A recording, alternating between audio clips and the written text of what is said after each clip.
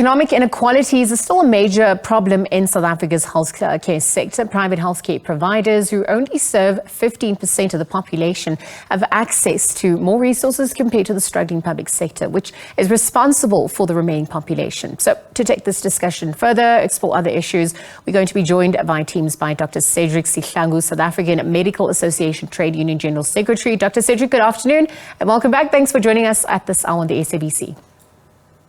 Afternoon, and thank you for having us. Let's get your reaction. We were in conversation just a little bit earlier on the announcement by the Health Minister, Dr Joe Phaahla, that more than 200 unemployed doctors have received the appointment letters. Obviously, also following the additional 3.7 billion rand allocation to the department during the national budget for recruitment and compensation of healthcare workers. Let's get your reaction on those moves. Thank you very much. Look, we are very delighted with the progress that's being made with the appointment of the unemployed doctors. Of course, there's still a long way to go because if you recall, it was close to 1,000 doctors, literally over 800 doctors who have been unemployed, sitting at home for the past couple of months. We do accept that Free State has appointed more than 60 and other provinces are contributing to that number, going up to over 200, but we still have unemployed doctors. So we're hoping that within the next couple of weeks, we'll see more and more doctors being appointed, again, to help alleviate the current situation in the public hospitals. Oh, thank you for those opening remarks. Perhaps also looking at the overall healthcare system in South Africa, some of the strides that have been taken, but also some of the gaps and challenges. I wonder, from your vantage point, if you could explain how South Africa's healthcare system is currently structured and how inequity is contributing to some of the inefficiencies of the healthcare system at large. Thank you very much. Look, in your preamble, you mentioned very well that the private healthcare system caters to a very minute population, which is about 15%. The bulk of the population sort of relies on the public healthcare system, which is over 80%. Now, the way the situation is, the bulk number of specialists in the country are all in the private healthcare system, and it's unfortunately what you end up having is a situation where in the poor, marginalized areas, the rural areas, people there can't actually access skills, meaning that sometimes you'll need an operation, and the person who can only do that operation is in the private healthcare sector. And what therefore means that you get stuck in the public healthcare system, you get stuck in the district hospitals. Some people need orthopedic operations. They actually stay in the facility until their limbs heal, if they would have had a fracture waiting for the operation. So the situation in the country is actually, it's quite bad. In that what we are seeing at the current state is that the people that need the service the most are actually not receiving it. But if you compare that to the kind of quality healthcare that you get in the private healthcare sector, it's state of the art. It's literally world-class medicine, but the bulk of the population don't have access to that. And so, speaking of which, we're looking at some of the strides that have been taken. The president also saying he's very close to signing the NHI bill into law.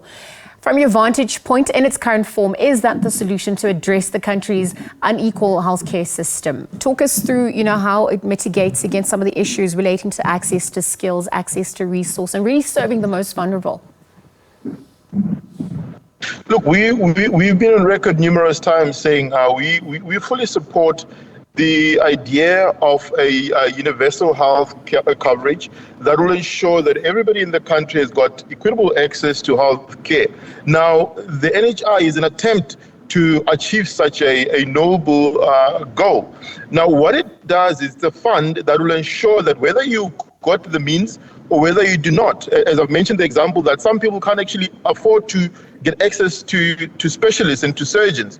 What the NHI will do, it's a fund that will ensure that whether you've got the money or you do not, whether it's in a public healthcare hospital or it's in a private, you'll be able to get that care and it will be free at a point of service, at a point of care. So meaning that when you need an emergency operation and you find yourself at a private hospital, for example, you will receive that care, and that bill that will come from there will go directly to the fund, which will pay it. It will not be you. As it is at the moment, if you're unemployed and you don't have medical aid, there's certain conditions that unfortunately you simply cannot have addressed because there's simply nobody in the public healthcare system to address that. So our view is that we need to welcome the NHI in its current form.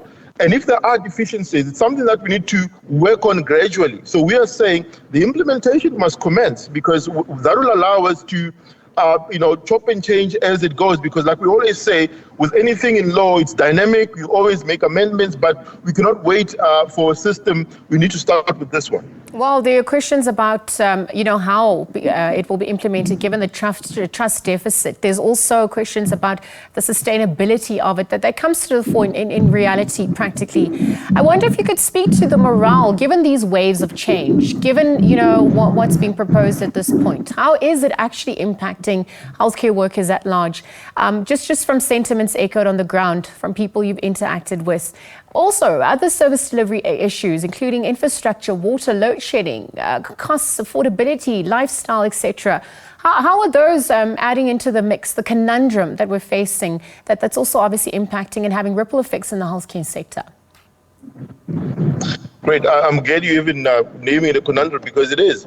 Look, within the medical fraternity, you're having sort of divergent views. Some, of course, very much in favor of this idea of the NHI, because, as I've indicated, what it will mean is that everyone will, on the surface, be treated equitably. Everyone will come in and get health care. Of course, there are those who are saying, look, this model has got deficiencies and defects, and with the current state of affairs and the current failing healthcare system, they have distrust in the government to say, will it be able to roll out this in a manner that it should? So what you therefore find is people who have got rather distrust than the actual problem with the legislation itself.